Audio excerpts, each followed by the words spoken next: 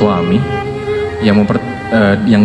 demi mempertahankan rumah tangganya karena istrinya misalnya berselingkuh atau istrinya naudzubillah min dzalik berzina dengan orang lain, demi mempertahankan keluarganya dia menahan rasa cemburu sampai merugikan dirinya dengan kesehatannya Ustaz, hanya untuk mempertahankan keluarganya, anak-anaknya, keluarganya. Bagaimana nasihat Ustaz tentang hal ini?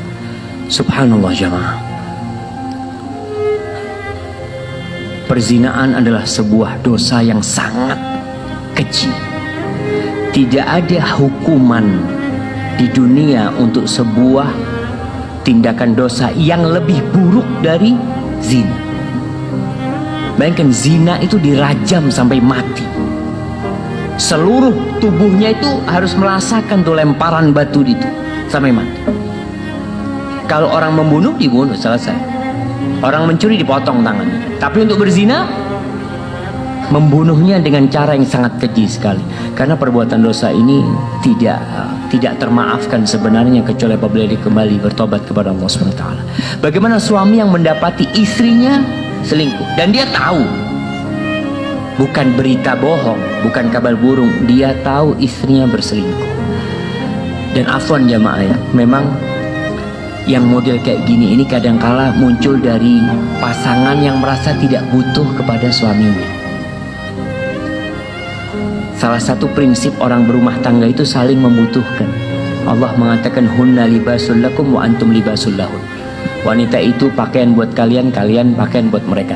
Ketika ada perasaan tidak butuh, si wanita akan melakukan perbuatan dosa dan dia tahu suaminya tidak mungkin menceraikan. Karena suaminya butuh sama dia, si wanita merasa nggak butuh sama suaminya.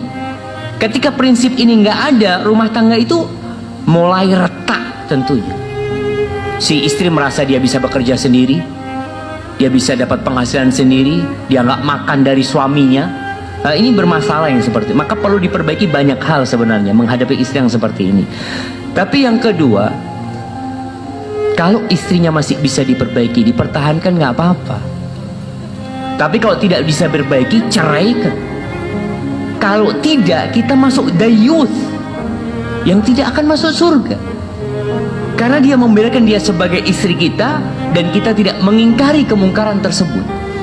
Kita tidak mengingkari.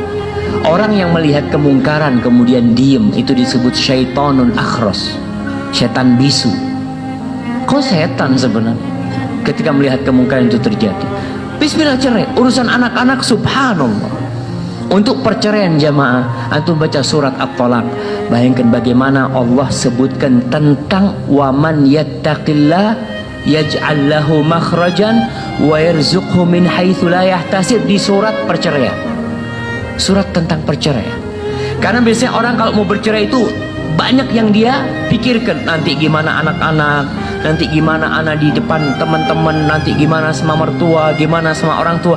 Banyak yang dia pertimbangkan. Tapi kalau sudah kasusnya berzina seperti ini dan tidak bertobat istrinya, maka ceraikan. Supaya kita tidak ikut dapat dosanya itu.